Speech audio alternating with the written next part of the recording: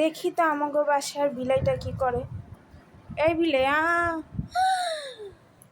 কি এডি মিষ্টি, এতগুলা মিষ্টি কই থেকে আসলো?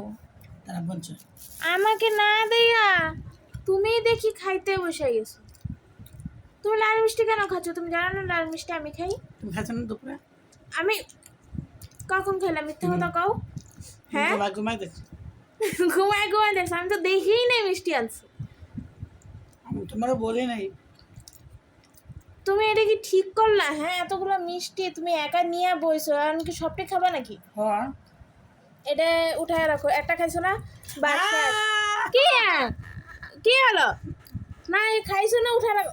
দেখো দেখো, কি করতেছে? আজ দেখো কতটি খাচ্ছে না। নিয়ে আমি আর পারি না।